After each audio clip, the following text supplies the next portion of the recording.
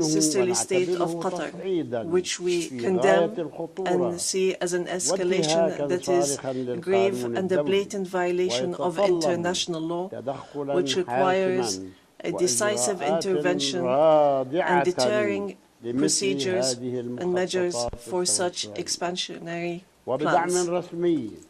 With official support and through increasing facilities, the terrorism of settlers increases. They burn homes and fields, they uproot trees and attack villages and attack unarmed Palestinian civilians.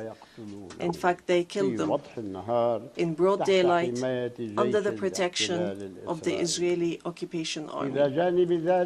Furthermore, the Islamic and Christian religious sites in Jerusalem, Hebron, and Gaza Strip have not been spared the attacks which have damaged the mosques, churches, and cemeteries in a blatant violation of the historic status quo and in a clear violation of the provisions of the international law. Despite all what our people have suffered, we reject what Hamas carried out on the 7th of October.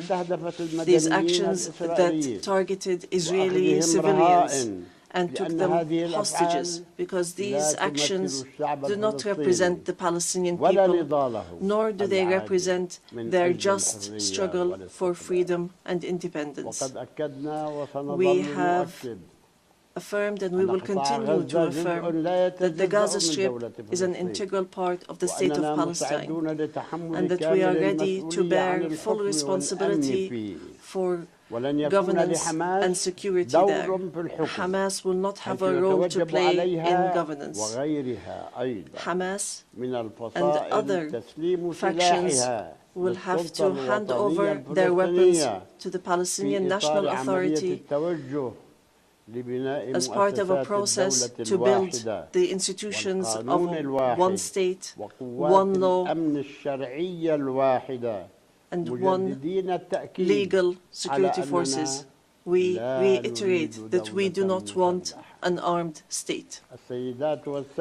Ladies and gentlemen, our wounds are deep and our calamity is great. 7 million Palestinians are still living the tragedies of the Nakba and displacement since 1948. Our people in the West Bank, including East Jerusalem and in the Gaza Strip, are still living the tragedies of the Israeli aggression and occupation for decades. Years that our people have spent under occupation, killing, arrests, and settlement, and the theft of money, property, and lands. And this still continues without any deterrent or accountability. Years of oppression, deprivation, and the protection for the occupier, and enabling the occupier instead of protecting the people under the occupation, and more violations of the rights of our Palestinian people to self-determination, to freedom, dignity, independence, and sovereignty on the land of the occupied state, on the land of the State of Palestine occupied since 1967, including East Jerusalem. More than 1,000 resolutions at the United Nations, not one of them was implemented. There have been many efforts, many international initiatives without reaching an end to this tragic situation that the Palestinian people are living under the yoke of occupation. In 1993, we signed the Oslo Accords, and we adhered to all its items, and we recognized the State of Israel. Israel, at the time, recognized the Palestine Liberation Organization as the sole legitimate representative of the Palestinian people. Based on that, we restructured our institutions, and we amended our national charter, and we rejected violence and terrorism, and we adopted a culture of peace. We made all our efforts to build the institutions of a modern Palestinian state that lives side by side in peace and security with Israel. But Israel did not adhere to the signed agreements and has worked systematically on undermining them. Ladies and gentlemen, just 3 days ago, we met at a high-level international conference in New York under the joint chairmanship of France and the Kingdom of Saudi Arabia, with wide-scale international presence and united positions that expressed a genuine international will to put an end to this historic conflict by recognizing the State of Palestine, ending the occupation, and returning hope to both the Palestinian and Israeli people. And here I would like to, on behalf of the Palestinian people, to express our gratitude and appreciation to all the states that recently recognized the State of Palestine and those that intend to recognize the State of Palestine soon. We urge all the states that have not done so yet to recognize the State of Palestine. We call on supporting Palestine obtaining full membership in the United Nations. It should be noted that we have already recognized Israel's right to exist in 1988 and in 1993. And we still recognize this right. In this regard, we would like to thank France, the UK, Canada, Australia, Belgium, Portugal, Luxembourg, Malta, Monaco, San Marino, Andorra, and Denmark for their recognition of the State of Palestine. We would like to thank all 149 states which had previously recognized the State of Palestine. Our people will not forget this noble position. We would also like to commend the role of the chairmanship of this conference, the Kingdom of Saudi Arabia and France, and also the United Kingdom. We would also like to thank all the states that headed the various working groups and those which participated and continue to participate in the International Alliance for Peace. We would also like to thank the states that are supporting our efforts to stop the genocide and the occupation and achieve peace. We highly appreciate all the peoples and organizations around the world who protested in support of the rights of the Palestinian people to freedom and independence and to stop the war, destruction and starvation.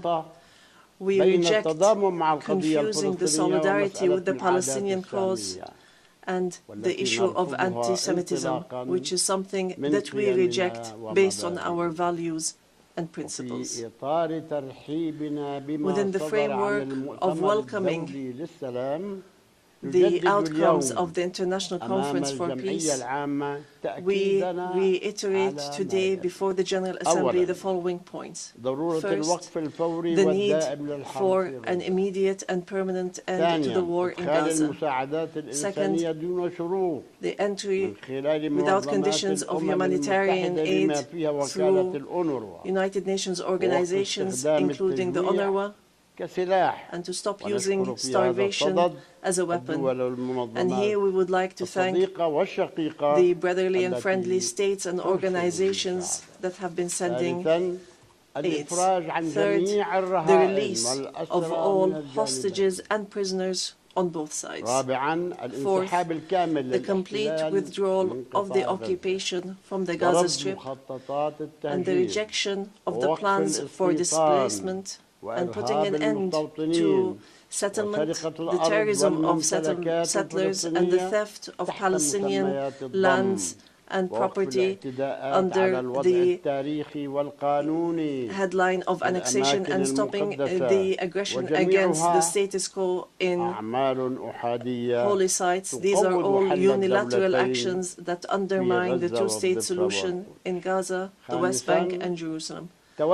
Fifth, the State of Palestine should take their full responsibility, starting with the Administrative Committee for the Gaza Strip, which is chaired by a minister in the Palestinian government, to manage the affairs of the Gaza Strip for a temporary period, and then to connect that with the West Bank, all through Arab and international support, and with Arab and international presence to protect civilians in Gaza and support the Palestinian forces under the umbrella of the United Nations, rather than being a replacement.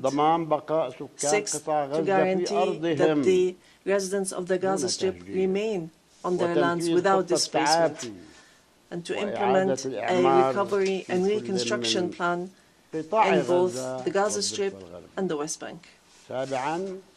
Seventh, releasing the Palestinian tax money that is being held by the State of Israel unjustly, and lifting the economic siege and the barriers from the Palestinian cities, villages, and refugee camps. Eighth, supporting our national efforts towards reform and conducting presidential and parliamentary elections within a year after the end of the war. The practical procedures has begun. A committee has been assigned to draft a temporary constitution, and it will end its work within 3 months, so that we move from authority to state. We want a modern and democratic state that abides by international law, the rule of law, and multilateralism, and the peaceful transition of power. And we are extremely keen to empower women and the youth. Ninth, we declare that we are ready to work with U.S. President Donald Trump and with the Kingdom of Saudi Arabia and France, the United Nations, and all partners to implement the peace plan that was approved in the conference that was held on the 22nd of September, in a way that would lead towards a just peace and regional cooperation. Ladies and gentlemen, today we say clearly, peace cannot be achieved if justice is not achieved, and there can be no justice if Palestine is not freed. We want to live in freedom, security, and peace like all other people on earth, in an independent, sovereign state on the borders of 1967, with East Jerusalem as our capital, in security and peace with our neighbors. We want a modern civilian state that is free of violence, weapons, and extremism, one that respects law, human rights, and invests in people, development, technology, and education, not in wars and conflict. The time has come for the international community to do right by the Palestinian people, so that they may obtain their legitimate rights to be rid of the occupation and to not remain a hostage to the temperament of Israeli politics, which denies our rights and continue in their injustice, oppression, and aggression. We are continuing to move forward, and we will continue our peaceful, legal, and diplomatic fight to obtain our rights. In conclusion, we say to our sons and daughters in the homeland, in the exile, and in the diaspora, no matter how much our wounds bleed, and no matter how long the suffering lasts, it will not break our will to live and survive. The dawn of freedom will emerge, and the flag of Palestine will fly high in our skies as a symbol of dignity, steadfastness, and being free from the yoke of occupation. Palestine is ours. Jerusalem is the jewel of our heart and our eternal capital. We will not leave our homeland. We will not leave our lands. Our people will remain rooted like the olive trees, firm as the rocks.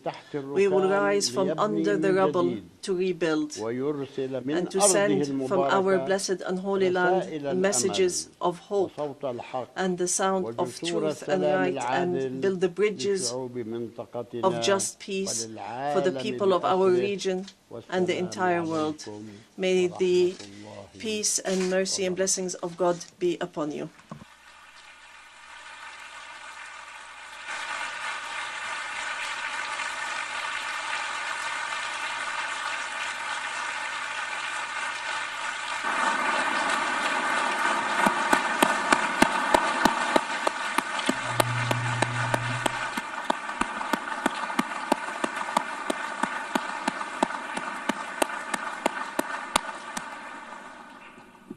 On behalf of the Assembly, I wish to thank His Excellency Mahmoud Abbas, President of the State of Palestine.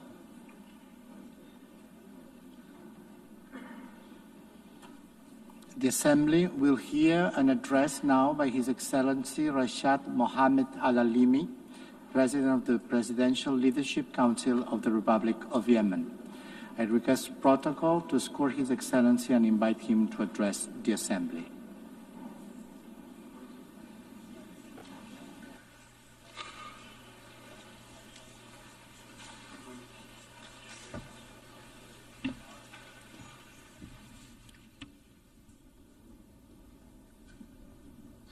In the name of God, most gracious, most merciful.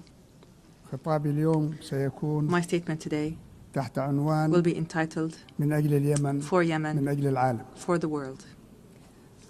Your Majesties, Your Excellencies, Your Highnesses, Madam President of the General Assembly of the United Nations, Mr. Secretary General, ladies and gentlemen, distinguished delegates.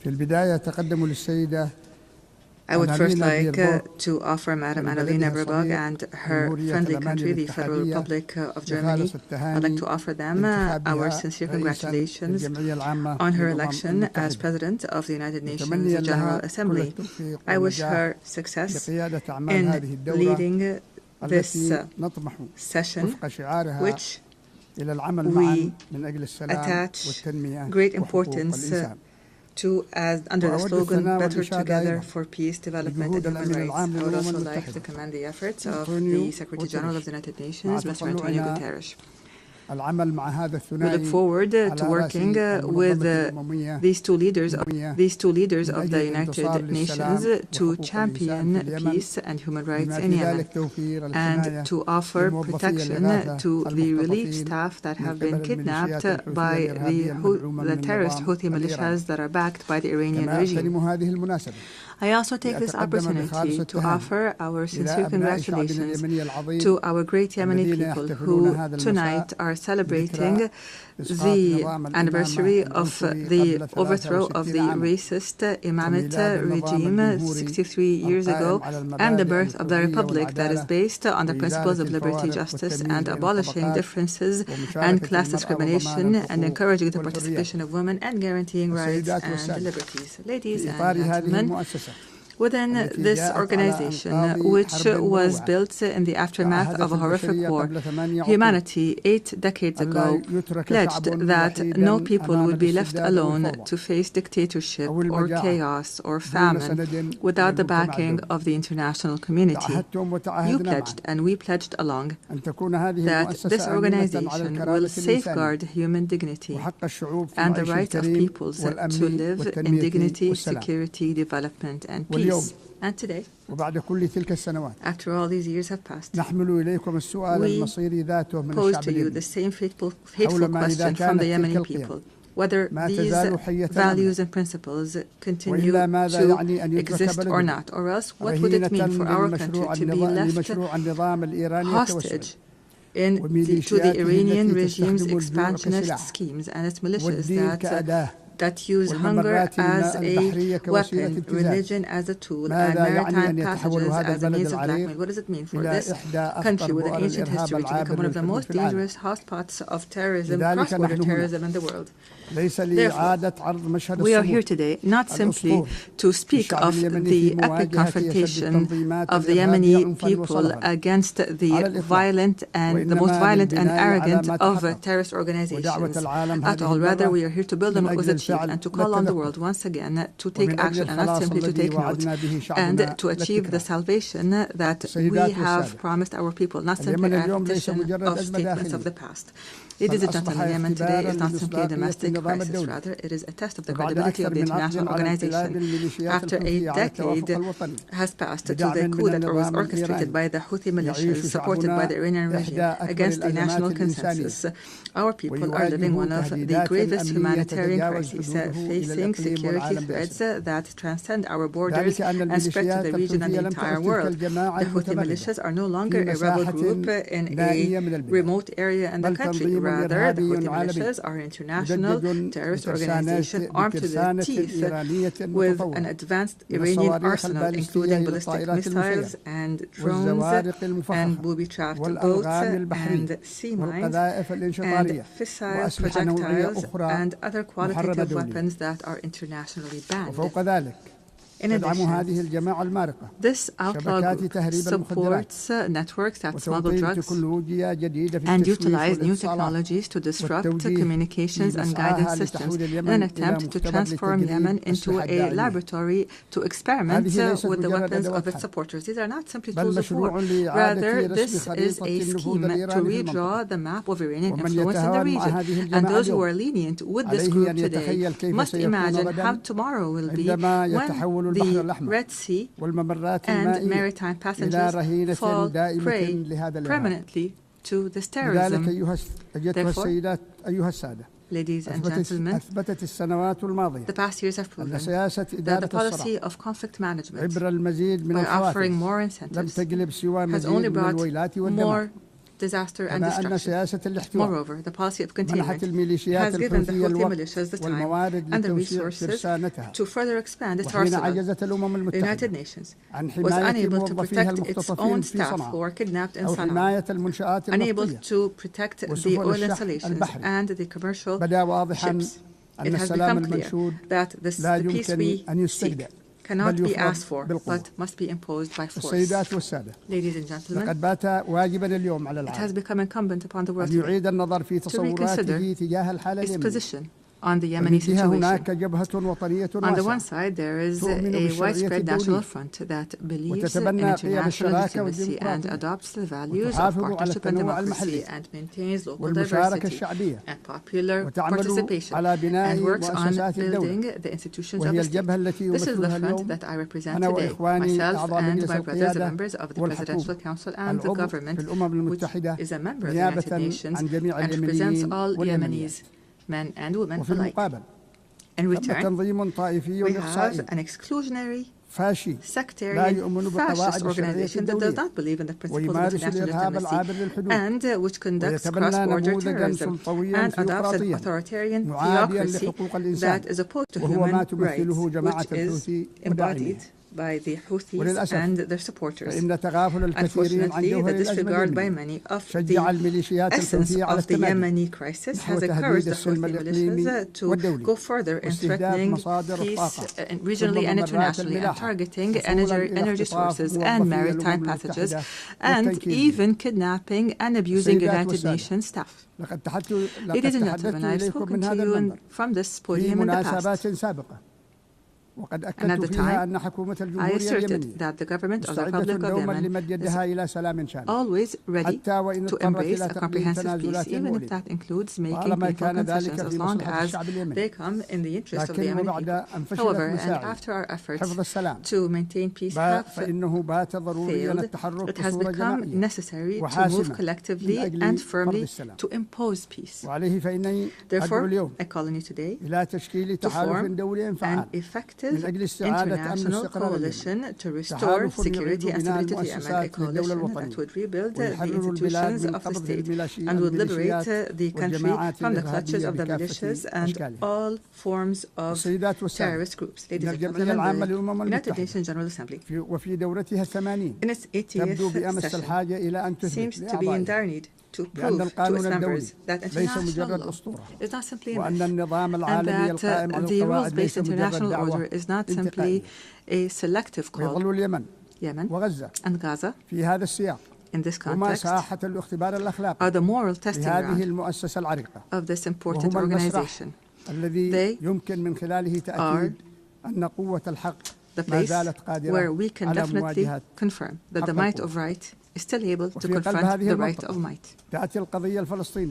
And here, the Palestinian cause lies in the heart of this issue as a wound that continues to bleed, and the central cause of the Arab people, which is now also witnessing an important transformation to the overwhelming recognition of an independent state. And here we would like to express our sincere gratitude to our brothers and sisters in the Kingdom of Saudi Arabia for their efforts, along with their French partners, to achieve these unprecedented political gains. We'd also like to confirm here our full support for the Palestinian Authority and the two-state solution in accordance with international resolutions and the Arab Peace Initiative, and we call upon the rest of the member states to recognize Palestine and to support the rights of its people and their dignity. And at the same time, we reiterate our rejection of the use by outlaw militias of this just cause that has as a trading card, which has only brought Palestine more isolation and destruction. Your Majesties, Excellencies, and Highnesses, in the midst of this suffering of the Yemeni people that has lasted for 11 years, our brethren have not left us alone, namely the Kingdom of Saudi Arabia, the United Arab Emirates, who have not only worked to protect the Yemeni state from collapse, but for the entire region from falling into the clutches of the Iranian scheme. They have presented a practical model of strategic partnership based on development. The world must adopt this model and not simply watch it. At the end of last week, our brothers in the Kingdom of Saudi Arabia once again announced additional economic aid to the country's budget and basic services at a time when the Yemeni government is facing extreme financial bottlenecks. And we hope that the international community would join this effort so that we could keep millions of Yemenis alive.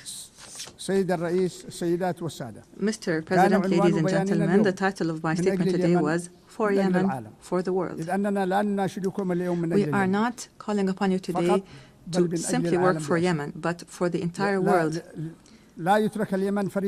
Yemen must not be left to fall prey for blackmail and terrorism, because this would mean opening the door to more victims, and this would deliver a blow to the credibility of this organization and its principles. What we ask from you are not new statements, but international action, firm international action to support the legitimate, trusted partner on the ground. The time has come to launch an international coalition that will liberate Yemen from terrorism and rebuild its national state, and would guarantee the security and the world, the security of the region and the world from the dangers of cross-border terrorism. And this is what we call for, to regain sovereignty in our country and put an end to the chapter of militias once and for all. I thank you, and peace and God's blessings be upon you.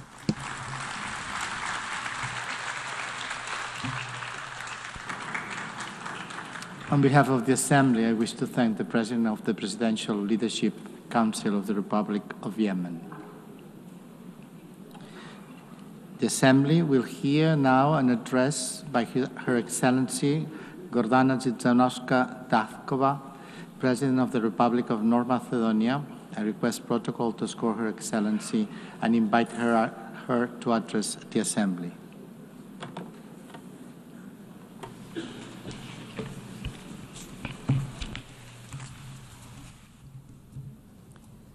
Почитувана председателкина Генералното собрание на Обединетите нации госпоѓа Аналина Барбок, почитуван генерален секретар на Обединетите нации господин Гутереш, членки екселенции, дами и господа. Како темел на меѓународното право и мултилатерализм, Обединетите нации спречија нова светска војна, превенираа бројни конфликти и ги увлажија последиците од многу хуманитарни кризи. They have helped many nations embark on the path to sovereign equality, lifted millions of extreme poverty, and educated entire generations. They have inspired a global movement for rights and freedoms, for social justice and equality. They have raised awareness of environmental protection and mobilized humanity in the fight against climate change. For these and many other achievements, the United Nations, its agencies and leaders have won no less than 12 Nobel Peace Prizes. Nevertheless, the United Nations today face a geopolitical and geoeconomic earthquake that is shaking the foundations of the post-World War II order. Today's crisis stems from deep tectonic shifts, undermining the principles that shaped the world for the past 80 years. A new geopolitical era is emerging before our eyes. Instead of acting together on the urgent challenges such as peace and security, climate change and environmental destruction, artificial intelligence and growing inequalities, we seem to be heading towards a post-Hobbesian state of war of everyone against themselves. Instead of a single international order, parallel orders seem to be emerging, each with its own rules, values and interests, often directly against one another. Being paralyzed and isolated when most needed, I wonder if the United Nations is turning into the League of Nations. The signs are all around us. Instead of creating a sense of shared future, humanity is facing wars and loss of humanness. With international humanitarian law increasingly ignored, hunger is weaponized and humanitarian workers are targeted. Amid everyday violence, the world is oscillating between nihilistic pessimism and hedonistic escapism, between hopeless lamentation and heartless indifference, as in the first decades of the 20th century. The terrors of the international order have opened deep geopolitical fault lines. One of the most active is in Ukraine, where war has been raging for 3.5 years. Russia's aggression is a flagrant violation of the Charter of the United Nations and a direct threat to international peace and security. We also express our deep concern of the recent violations of the airspace of Poland, Romania and Estonia. Every one of them are NATO member states. We supported the joint statement of September 12 and call for immediate de-escalation, full respect for international law, and use of preventive diplomacy to reduce tensions and preserve peace. Your Excellencies, the geopolitical fault line also runs through the Western Balkans region. The Macedonian accession process to the European Union has been continuously obstructed for 20 years, but not on the basis of objective Copenhagen criteria, but for subjective nationalistic reasons. The latest EU condition to start our negotiations is a new imposed amendment to the Constitution. The Constitution, lex superior, and in Rousseau's sense, a social contract between citizens, represents the most internal matter of any state. Our Constitution provides 4 initiators for amendments: the President of the Republic, the government, at least 30 members of parliament, and 150,000 citizens. It is clear that neither our neighbors nor the European Union are authorized proposers of amendments. We emphasize that conditioning the start of negotiations to new constitutional amendments once again reopens issues of history, culture and language, questions we have been assured were settled by the Prespa Agreement with Greece. We are constantly reminded that agreements must be respected. Pacta sunt servanda. We know, I agree, we note that the Treaty of Friendship, Good Neighborliness and Cooperation with Bulgaria contains no provisions for constitutional amendments. Finally, to the Constitutive Act, the EU defines itself as a unity of diversity and commits to respecting cultural and linguistic diversity, national and cultural identity, and dignity and integrity. How then is it possible that we are asked to discuss and negotiate with a neighbor about history, culture, and language? Time and again, we stress that we perceive ourselves as Europeans and deeply believe in the European project that brought peace and economic prosperity after the Second World War. The European ideal remains our greatest inspiration and strategic aspiration. As a country dedicated to good neighborly relations and regional cooperation, we do not seek disputes with our neighbors. What we desire is to be integrated in the Union, but without additional conditions and with national dignity preserved. We warn that after the war in Ukraine, the blocked European integration of the Western Balkans is not only a political, but also a security issue. With the political door closed for the Western Balkan countries and the door wide open for influences of third geopolitical centers of power, it is ironic that the Union calls for resilience towards them. Must we end up on the Security Council's agenda for the EU to unblock enlargement?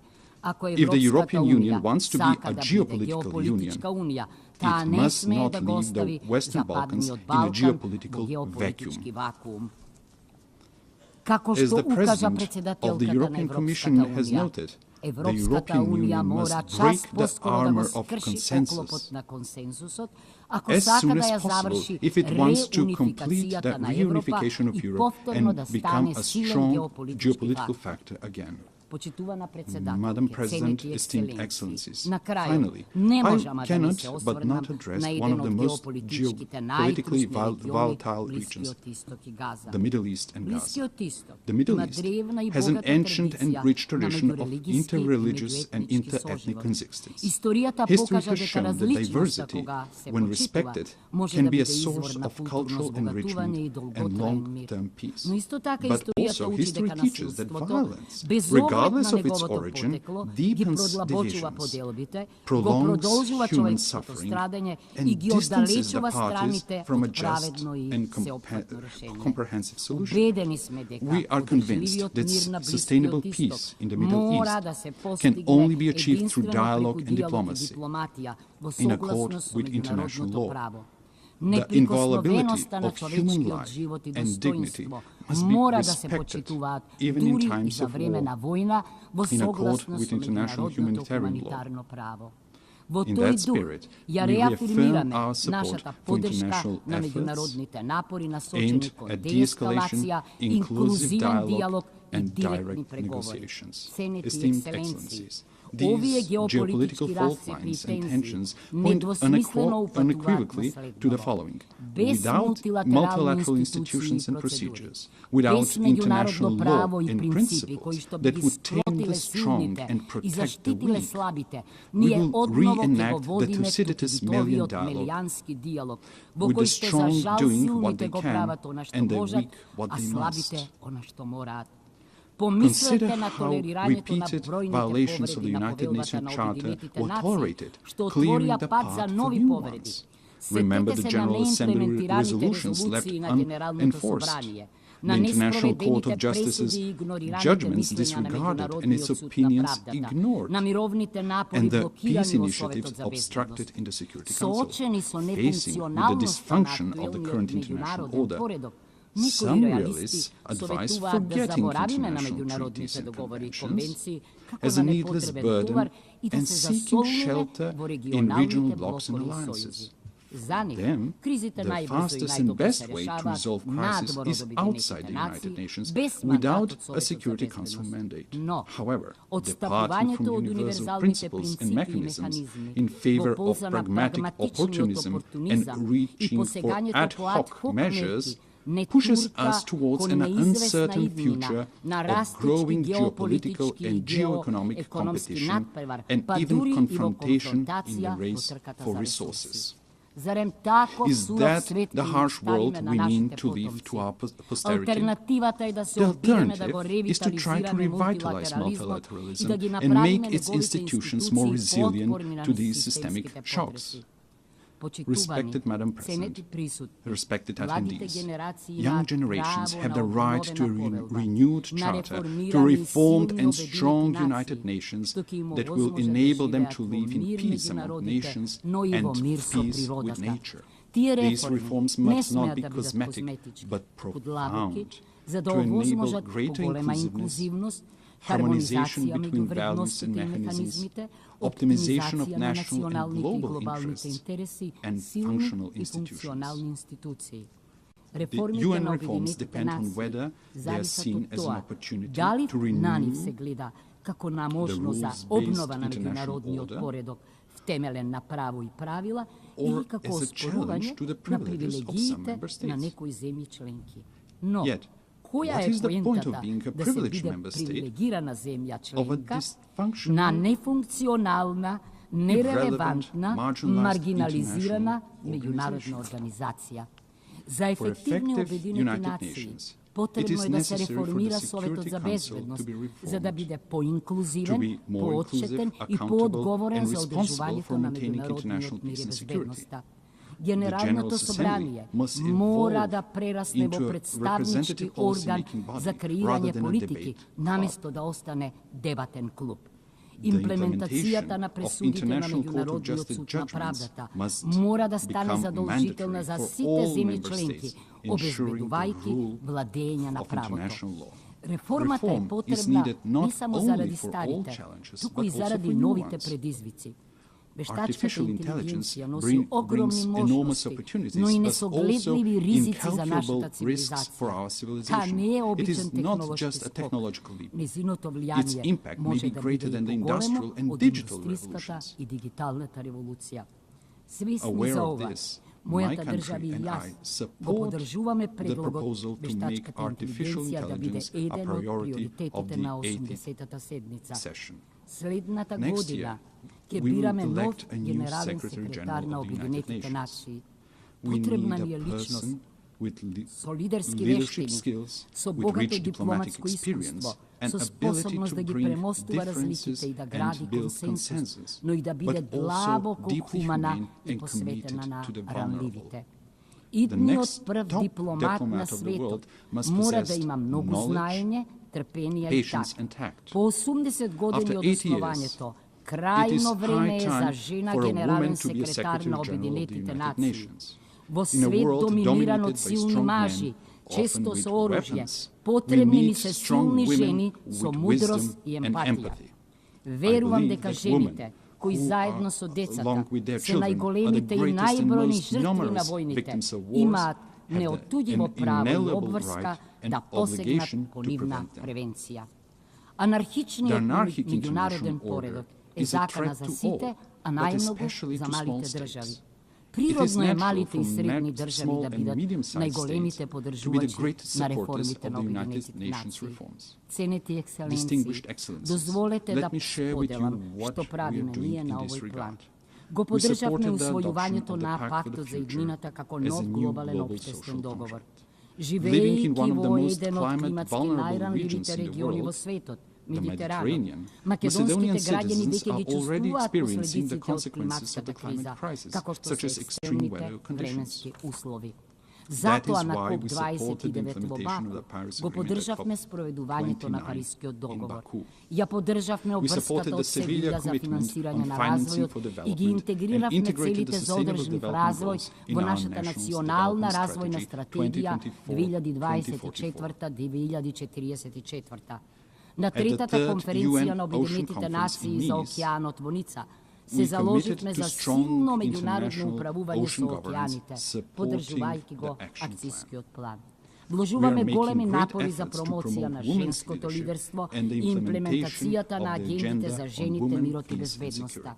Ја подпишавме новата рамка за соработка со Обединетите нации 2026-2030 заради обезбедување на инклузивен, социјален и човечки развој, одржлива економија и достојна работа, отпорно и зелено општество и екосистеми, владење на правото и добро управување.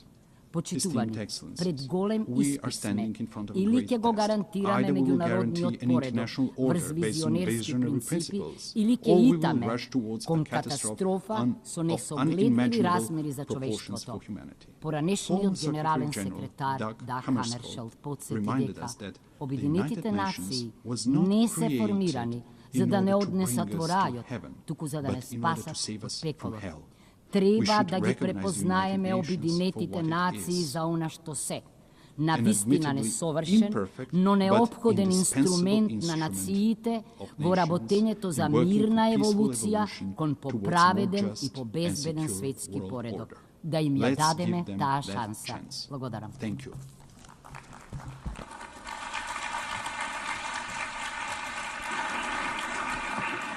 On behalf of the Assembly, I wish to thank the President of the Republic of Macedonia.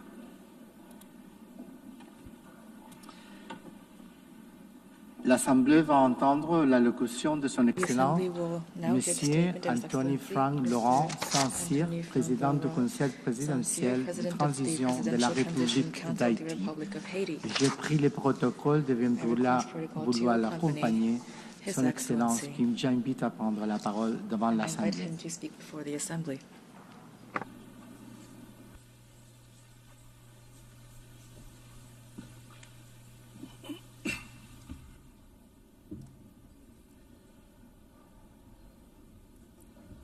Madame la Présidente de l'Assemblée générale, Madam President of the General Monsieur Assembly, le Secrétaire général, Secretary General, Excellences, Mesdames, Messieurs les chefs distinguished d'État et de heads of gouvernement, state and government, Mesdames, Messieurs les chefs de délégation, distinguished heads of delegation, distingués délégués, distinguished delegates, it's with a sense of gravity and a great deal of hope that I convey the voice of Haiti and the greetings of a dignified and resilient people which, despite hardships, is claiming for itself and for all of humanity three universal promises: development, respect for human dignity, and peace. Peace, which is now an absolute imperative for the Haitian people. On behalf of this people, Madam President, I would like to warmly congratulate you on your election as President of this Assembly. I also would like to thank Secretary General Antonio Guterres for his unwavering commitment to our organization and his constant and multifaceted support for the Republic of Haiti. Ladies and gentlemen, the theme of this session, Better Together, 80 Years and More for Peace, Development, and Human Rights, honors the outstanding work carried out over the past decades. It also recalls the importance of remaining unified and resilient in the face of the unprecedented crises threatening the future of the planet, as well as international peace and security. Today, hunger is threatening millions of lives. Armed conflicts are multiplying and extreme poverty is deep, causing forced migrations that jeopardize international stability and that put solidarity between nations to the test. In addition to these challenges, we also are dealing with climate change, a rise of terrorism, mass atrocities, transnational crime, the erosion of human rights, and disinformation. We cannot turn a blind eye to the urgent need to strengthen our healthcare systems, to ensure a just energy transition, and to promote gender equality and youth inclusion.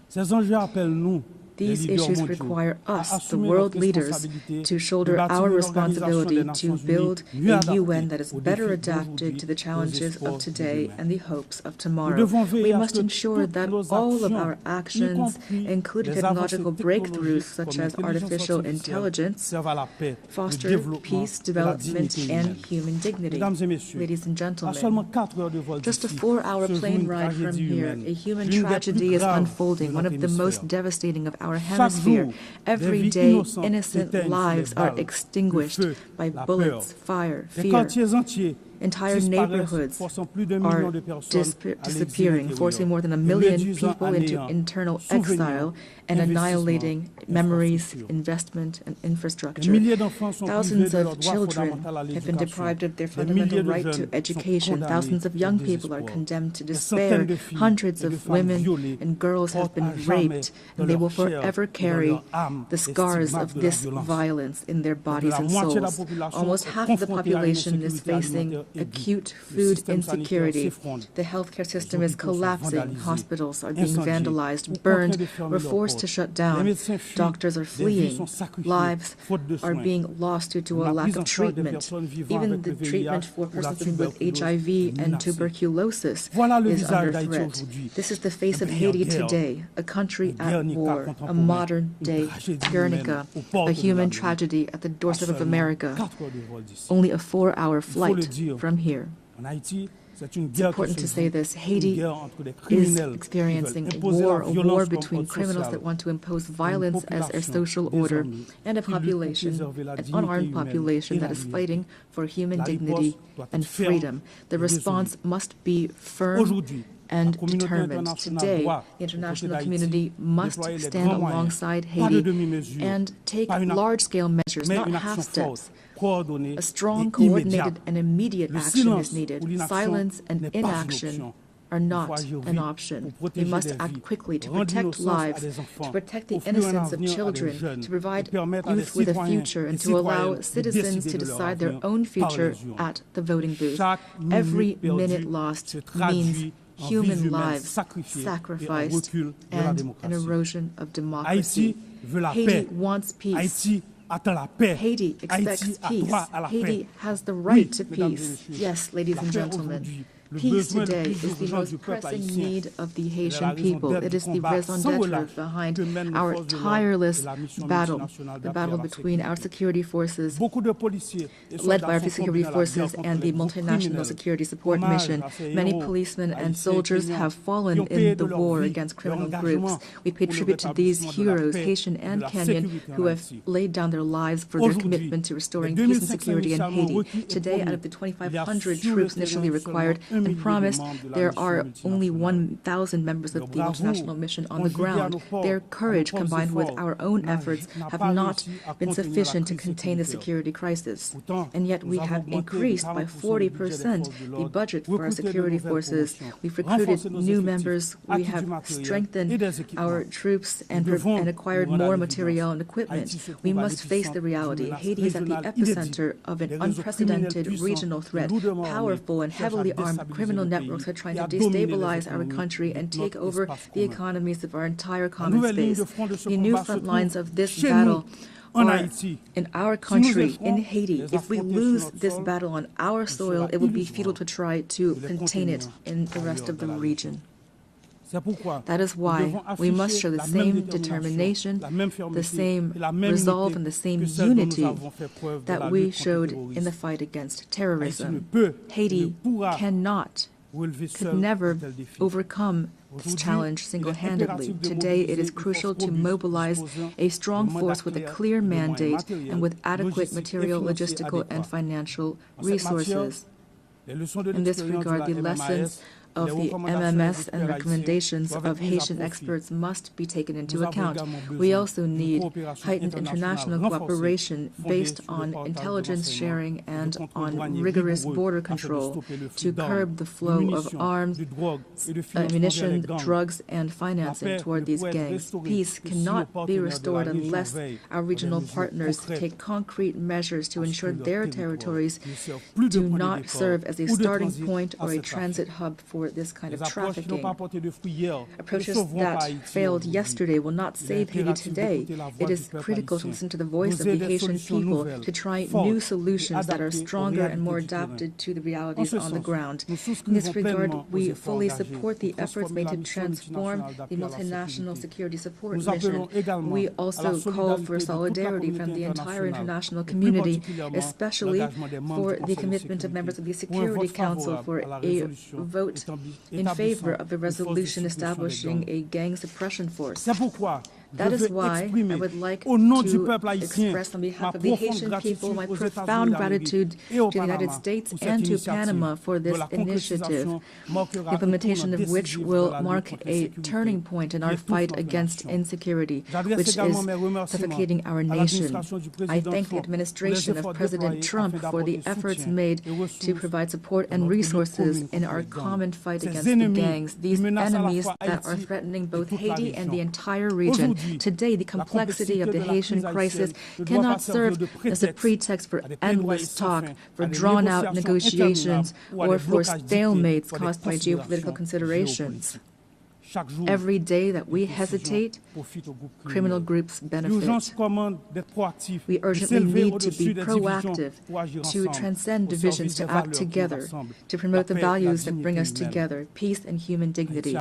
Haiti would welcome the holding of a high-level meeting to overcome obstacles and to make tangible progress. In this regard, we welcome the countries of the region and thank them for their constant support, especially through declarations in various regional organizations, including the Organization of American States and CARICOM. We appreciate their support and advocacy with partners in the Security Council for a real solution to the security crisis in Haiti. We also pay tribute to all of those states which during previous crises stood by our side and expressed the hope to be able to count once again on their commitment. Together, we can and we must resolve this crisis which has lasted for too long already. 12 million women, men, and children are expecting this of us. Ladies and gentlemen, the Presidential Transition Council was born of a political consensus that stemmed from intense negotiations between the nation's political parties.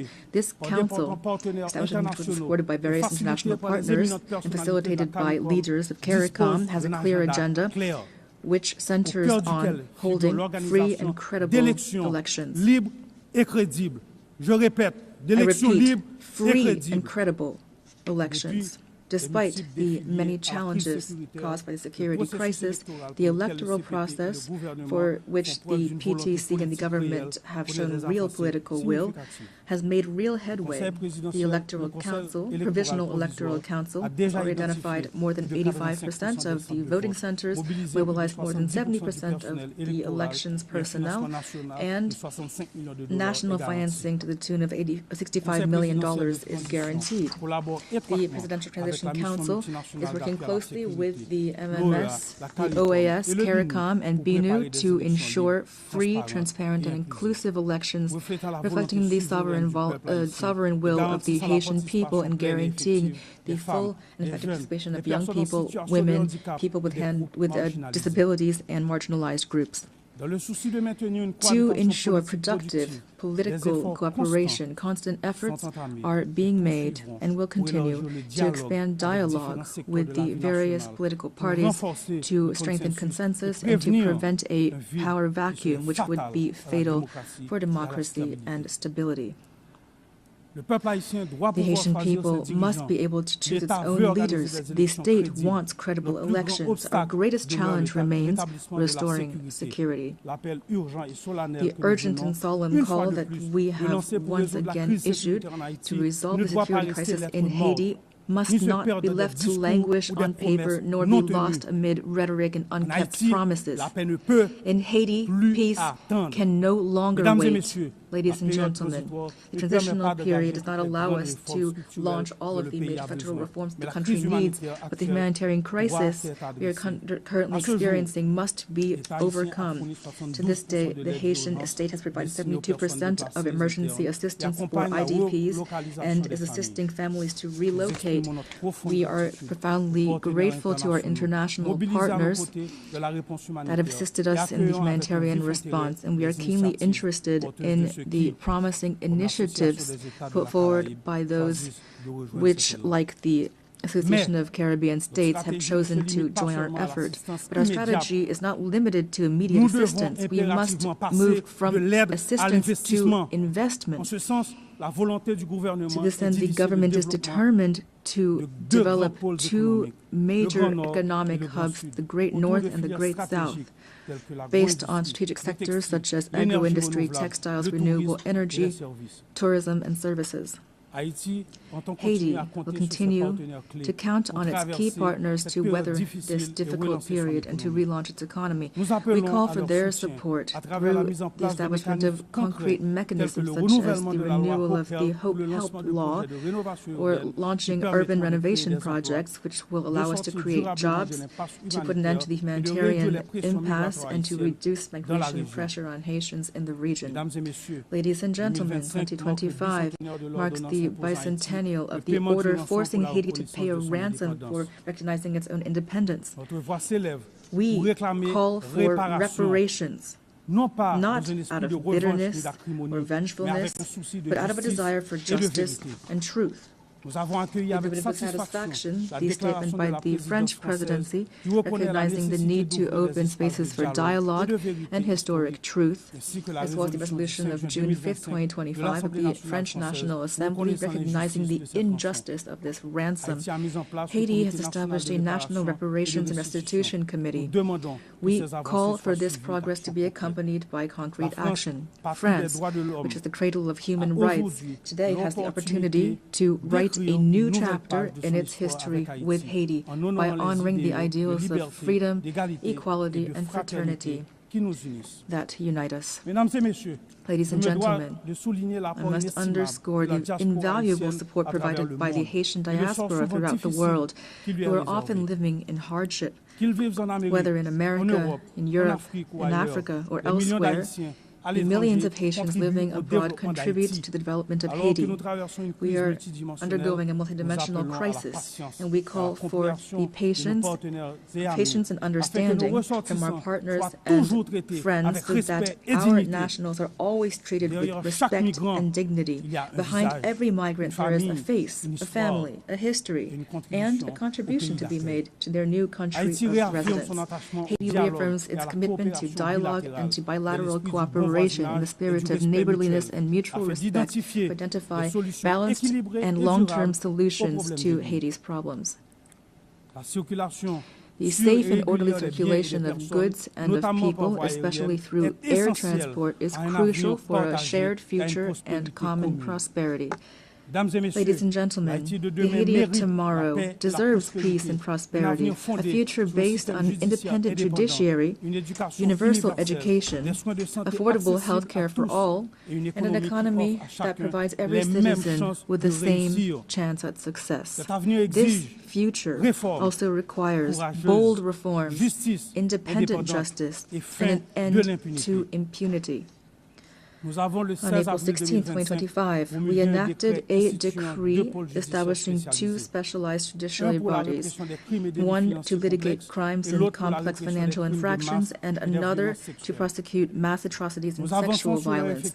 We're making progress toward making these bodies operational. We are prepared to continue down this path. This is not the time for Haiti fatigue. The international community does not have the right to turn away from Haiti's situation. In light of this crisis, silence would not be neutrality, it would be complicity. Ladies and gentlemen, allow me to pay tribute to the Haitian people. Representing them here is the greatest honor of my life. Beyond my functions as president of the Presidential Transition Council of Haiti, I am a real, active Haitian citizen with a profound love for my homeland, a land of freedom and dignity, a land of courage and talent.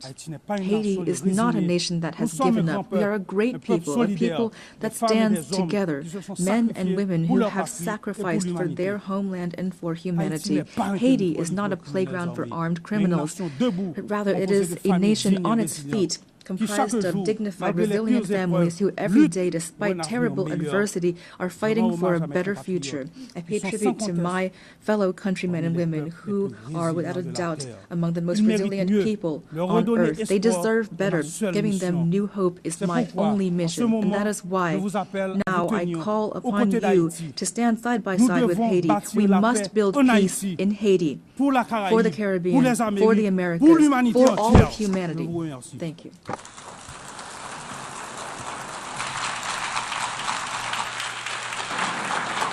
Au nom de l'Assemblée générale, je tiens à remercier le président du Conseil présidentiel de transition de la République d'Haïti. The Assembly will hear an address by His Excellency Mikheil Kavelashvili, President of Georgia. I request protocol to escort His Excellency and invite him to address the Assembly. You can see it here. Yeah.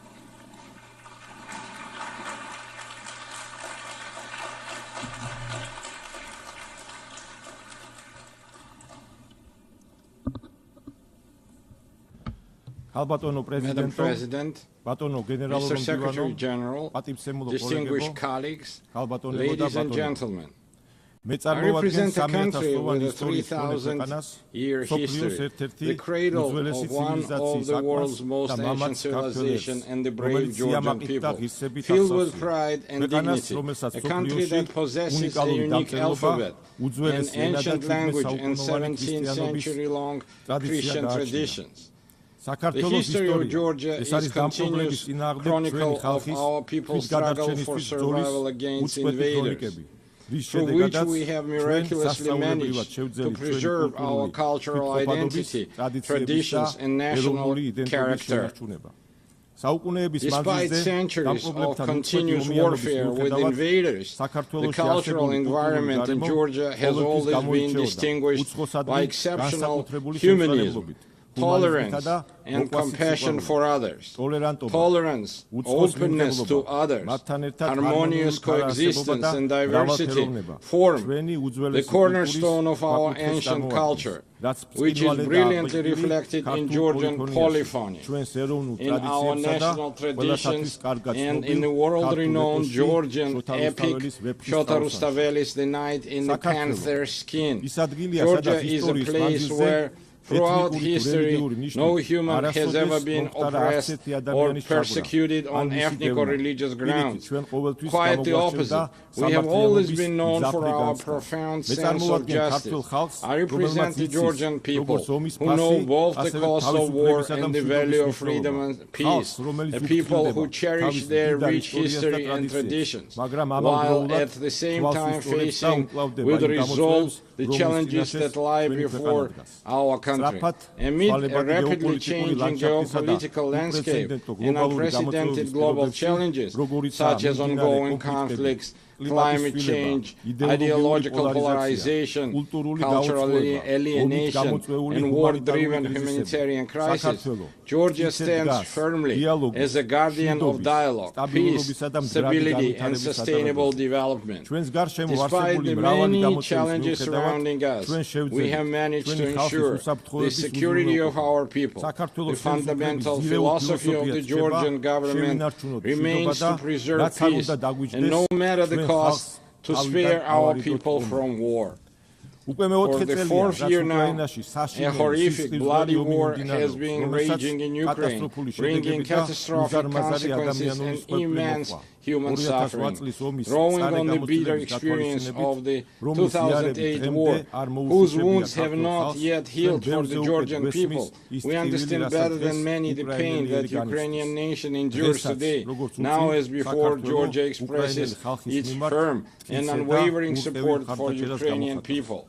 As we deeply understand the importance of peace, Georgia contributes to the transformation of the South Caucasus and strives to turn it from a zone of conflicts into a space of dialogue among civilizations and economic prosperity. We welcome President Donald Trump's peace initiative between Armenia and Azerbaijan, as well as his efforts to bring the bloody war between Russia and Ukraine to an end soon. Georgia has always supported and actively strived to establish sustainable and long-term peace in the South Caucasus, as well as to deepen trust and cooperation amongst its neighbors. For centuries, our country has been a crossroads of civilization and a space for dialogue among diverse cultures. Today, Georgia is reclaiming its historical role. Close relations with the countries of the South Caucasus and Central Asia, existing agreements with the European Union, and the Georgia's key position in the Middle Corridor, all give our country a special significance, both within the region and across the Eurasian continent. Georgia is the shortest connecting route and natural bridge between Europe and Asia, the West and the East.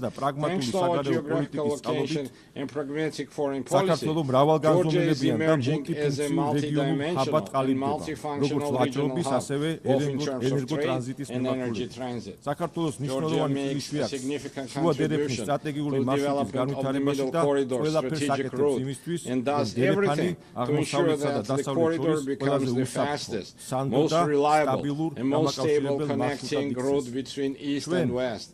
We are actively working with international investors, developing infrastructure and facilitating the creation of new energy transit routes, all of which ultimately enhance the connectivity between Asian and European markets. Within the framework of the Middle Corridor and its development, Georgia has launched strategically significant projects aimed at increasing the volume and intensity of rail, sea and air transportation.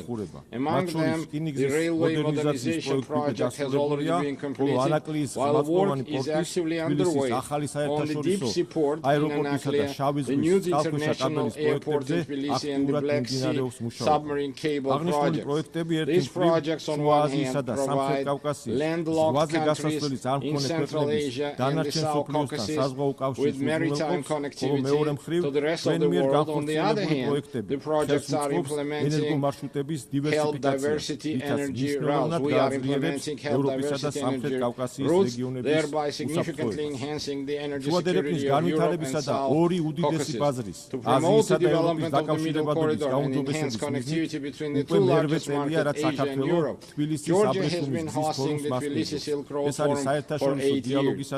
It is an international platform for dialogue and new opportunities, attended up to 2,000 delegates from 60 countries. Our goal is to develop constructive relations based on mutual respect and shared benefits with major economies such as the United States, China, European Union, and others.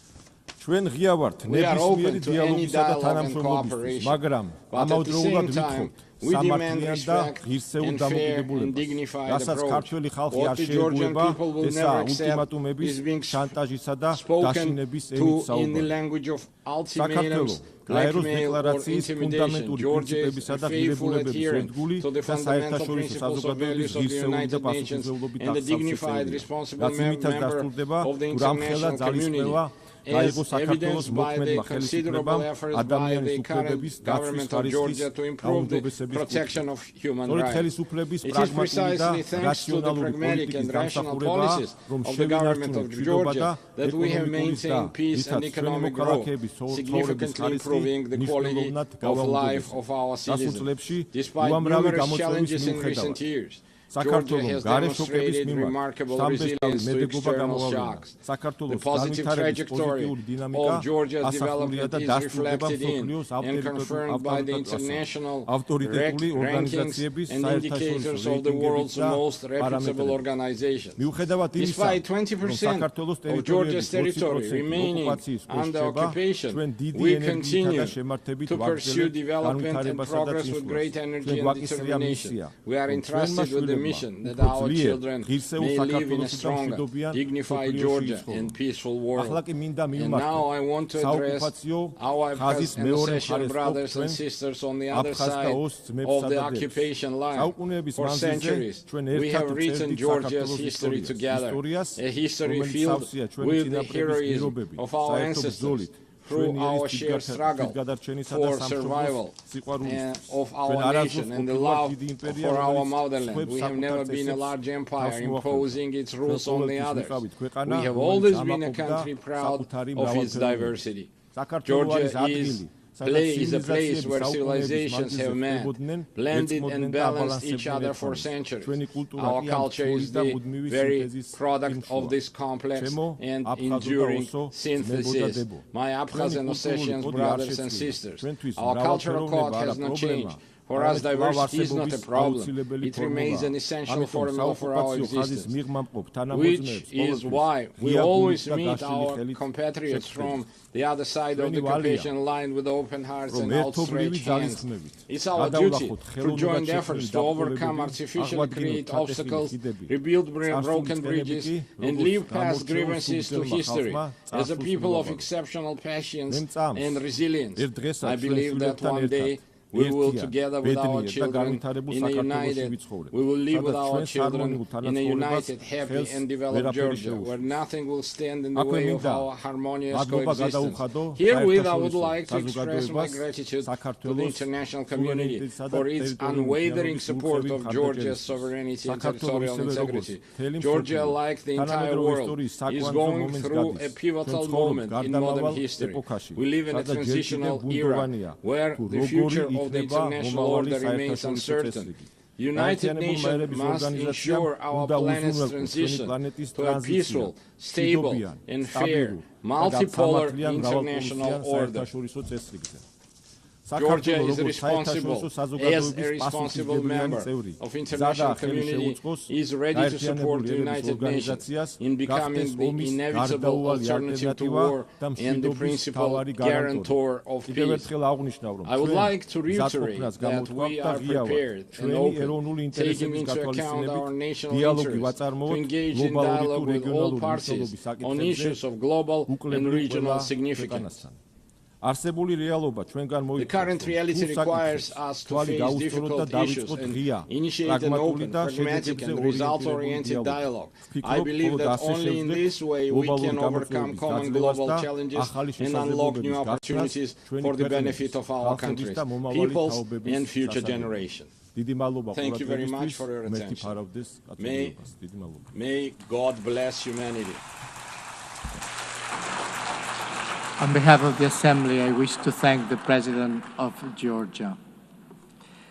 La Asamblea escuchará ahora un discurso del excelentísimo señor Luis Alberto Arce Catacora, Presidente Constitucional del Estado Plurinacional de Bolivia. Pido a protocolo que acompañe a su Excelencia, a quien invito a dirigirse a la Asamblea.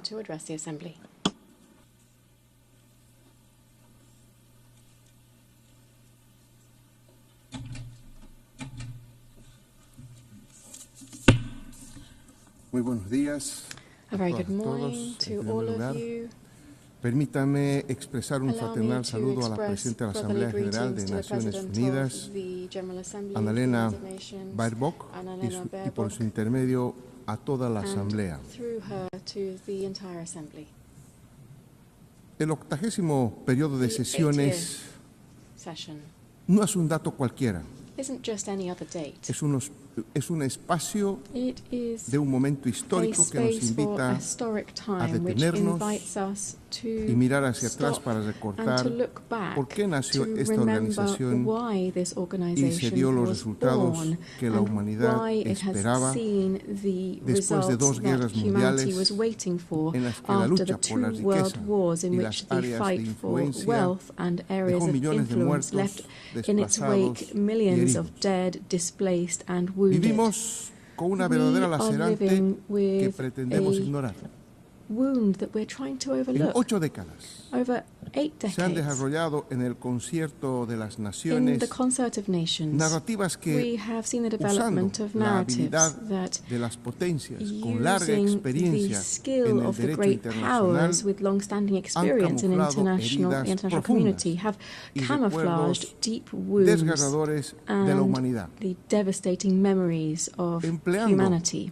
They've done so inteligentes cuerpos using normativos smart que predican el normative deber texts ser that de las Naciones Unidas